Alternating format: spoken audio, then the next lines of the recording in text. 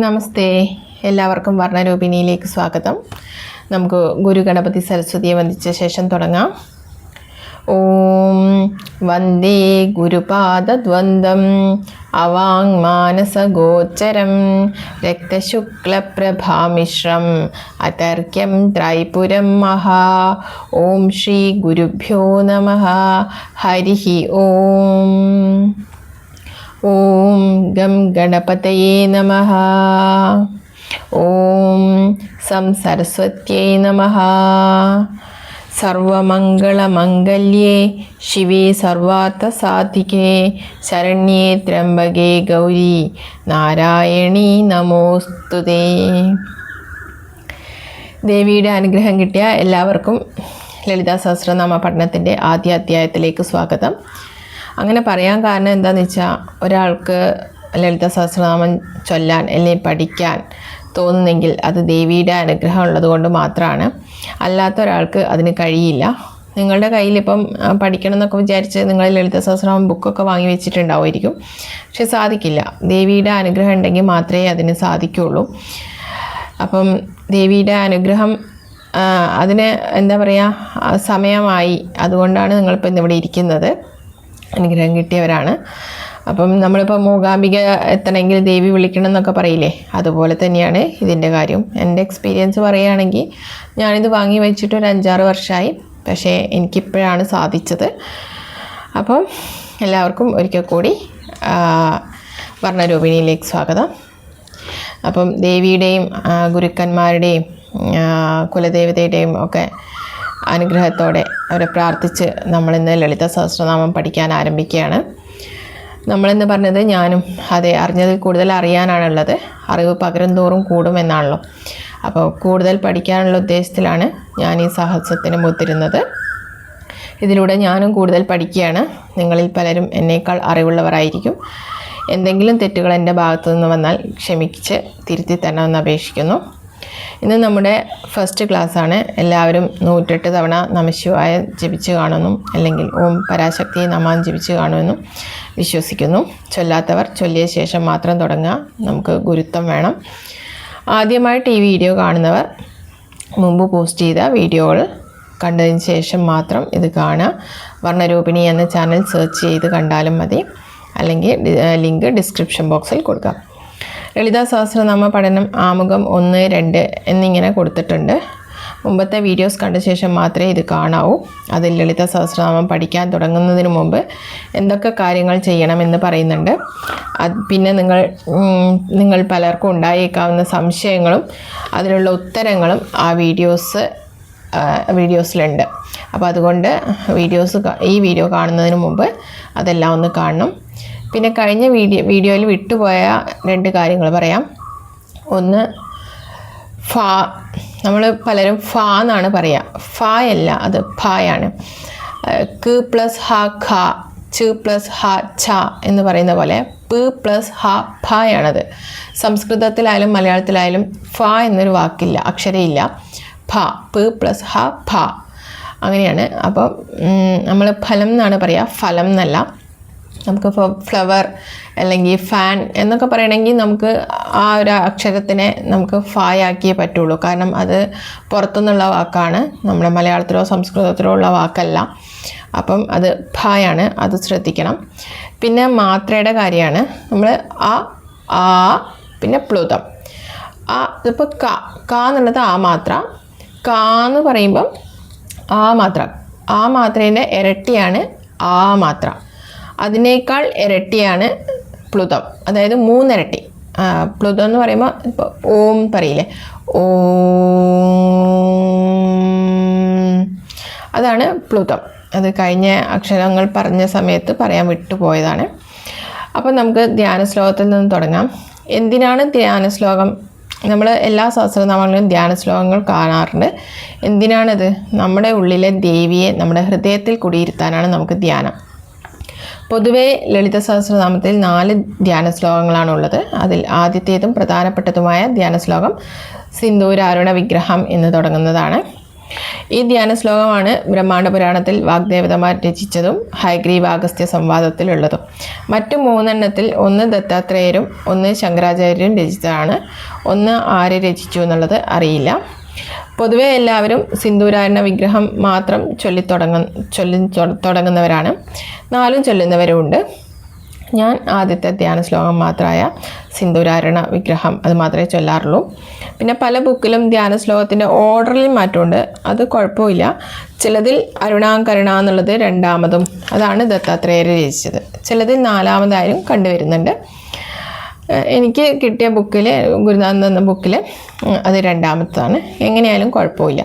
പിന്നീട് ധ്യായേത് പത്മാസനസ്ഥാം, അത് കഴിഞ്ഞ് സകുങ്കുമ വിലേപനാം അളി, അത് അങ്ങനെ ഓരോ ധ്യാന ശ്ലോകത്തിലും ദേവിയുടെ വിവിധ ഭാവങ്ങളാണ് വർണ്ണിക്കുന്നത്.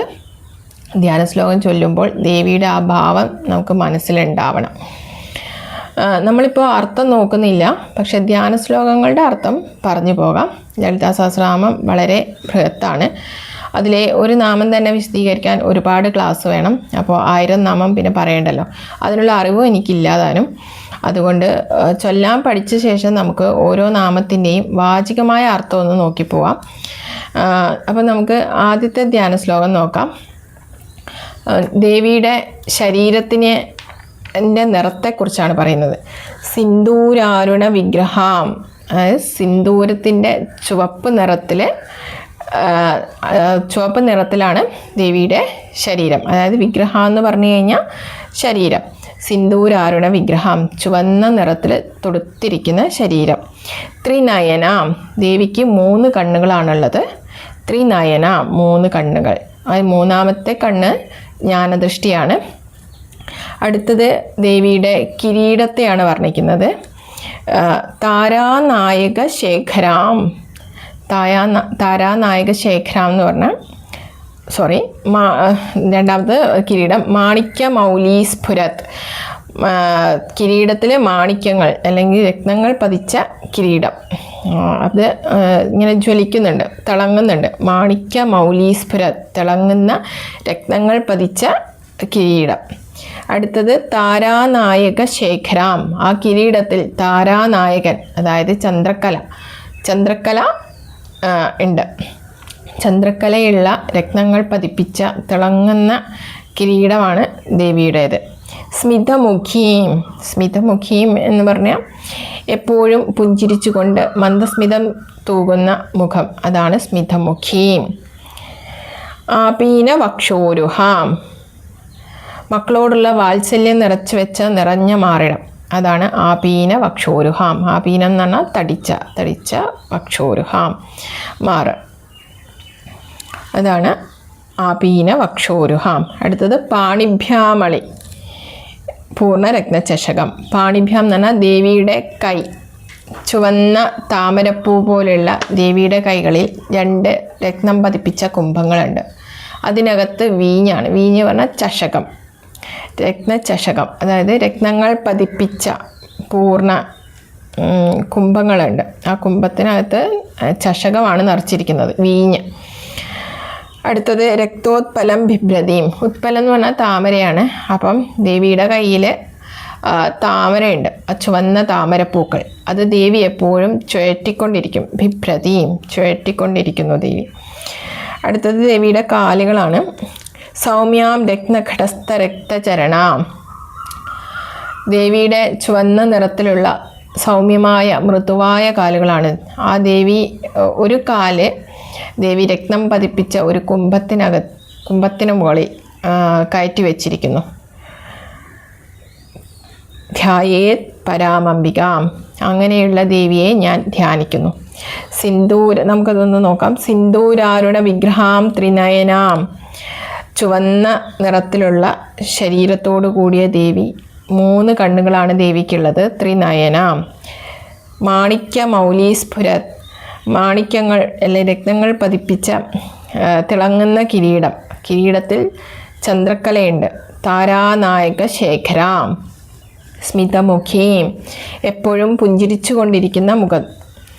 ആപീന വക്ഷോരുഹാം, തടിച്ച മക്കളോടുള്ള വാത്സല്യം നിറഞ്ഞ മാറിടം. ആപീന വക്ഷോരുഹാം പാണിഭ്യാമണി പൂർണ്ണരത്നചഷകം. രത്നങ്ങൾ പതിപ്പിച്ച കുംഭത്തിൽ ചഷകം നിറച്ചിരിക്കുന്നു, വീഞ്ഞ്. അതിൽ അളി, വണ്ടുകൾ, അതും നമ്മൾ വിട്ടുപോയി.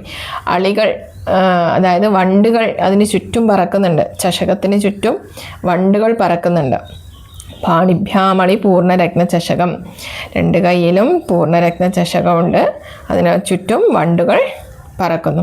രക്തോത്പലം ബിഭ്രതിയും. ദേവിയുടെ 2 കൈയിലും ചുവന്ന താമരപ്പൂക്കൾ ഉണ്ട്. ഒരു കയ്യിൽ, ദേവിയുടെ ഒരു കയ്യിൽ ചുവന്ന താമരപ്പൂവുണ്ട്. അത് ബിഭ്രതിയും, ദേവി ചുഴറ്റിക്കൊണ്ടിരിക്കുന്നു. സൗമ്യാം രത്നഘടസ്ഥ രക്തചരണാം. ദേവിയുടെ സൗമ്യമായ ചുവന്ന നിറത്തോടു കൂടിയുള്ള കാല് ദേവി ഒരു രത്നം പതിപ്പിച്ച കുംഭത്തിന് മുകളിൽ കയറ്റി വച്ചിരിക്കുന്നു. ധ്യായേത് പരാമംബിക. ആ ദേവിയെ ഞാൻ ധ്യാനിക്കുന്നു.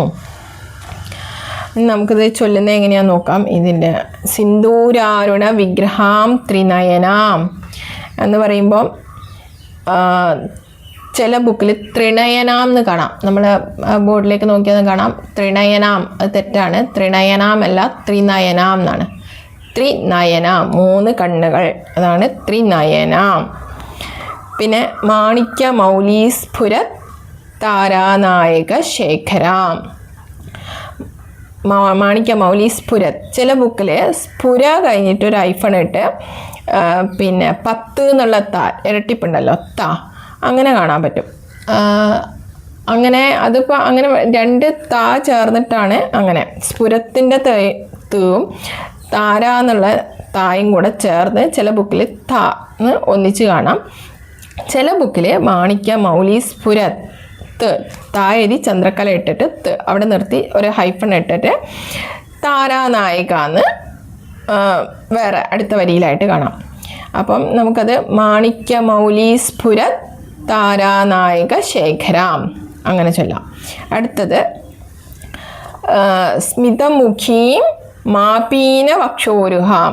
സ്മിതമുഖി, മുഖി കഴിഞ്ഞിട്ട് മാപീന എന്ന് കാണാം. മാപീന അത് എങ്ങനെയാണ് വരുന്നത് വെച്ചാൽ ഈ സംസ്കൃതിൽ സന്ധി ചേർക്കുമ്പം വരുന്നതാണ്. അനസ്വാരവും ആ മാത്രയും കൂടെ വരുമ്പം മാന്നായി മാറും. അപ്പം സ്മിതമുഖി മാപീന എന്ന് കാണാം. മാപീന നമ്മൾ ചൊല്ലാൻ പാടില്ല. ചൊല്ലുമ്പം നമ്മൾ എന്ത് ചെയ്യണം? സ്മിതമുഖീം ആപീന അങ്ങനെ വേണം ചൊല്ലാൻ. അതായത് 2ാമത് മാർക്ക് ചെയ്തത് സ്മിതമുഖീം ആപീന എന്ന് വേണം വായിക്കാൻ വേണ്ടിയിട്ട്. ബുക്കിൽ സ്മിതമുഖി മാപീന എന്ന് കാണാം, അങ്ങനെ വായിക്കരുത്. അടുത്തത് പാണിഭ്യാ മളി. അവിടെയും കാണാം മളി എന്ന് കാണാം. പാണിഭ്യാ മളി, മളിയല്ല പാണിഭ്യാം അളി. അത് നേരത്തെ പോലെ തന്നെ സന്ധി ചേർക്കുമ്പം വരുന്നതാണ്. പാണിഭ്യാം അളി എന്ന് വേണം വായിക്കാൻ. പൂർണ്ണരത്നചഷകം രക്തോത്പലം ബിഭ്രതിയും. അടുത്തത് ബി, അത് വായും കാണാം, വിഭ്രതിന്നും കാണാം ബിഭ്രതിന്നും കാണാം. അത് പാഠഭേദമാണ്, എങ്ങനെയാലും കുഴപ്പമില്ല. ബീന്ന് വായിക്കുന്നതായിരിക്കും നന്നാവുക. സൗമ്യാം രത്നഘടസ്ഥ രക്തചരണാം ധ്യായേത് പരാമംബിക. ഇവിടെയും അതുപോലെ തന്നെ പരാം അംബിക എന്ന് വേണം വായിക്കാൻ. പരാം അംബിക, 5ാമത്തത് പരാം അംബികാം എന്ന് വായിക്കണം. പരാം അംബിക എന്നല്ല, പരാം അംബികാം. അവിടെയും സന്ധി ചേർക്കുമ്പോൾ വന്നതാണത്. പരാം അംബിക അങ്ങനെ വേണം വായിക്കാൻ. പിന്നെ ഇവിടെ മഹാപ്രാണ വരുന്നുണ്ട് ഇതിനകത്തൊക്കെ, അത് ശ്രദ്ധിക്കണം. നമ്മൾ മഹാപ്രാണയുടെ ക്ലാസ് ഓൾറെഡി എടുത്തു, വീണ്ടും പറയുന്നില്ല, അത് കാണുക. അപ്പം നമുക്കിതൊന്ന് ചൊല്ലി നോക്കാം.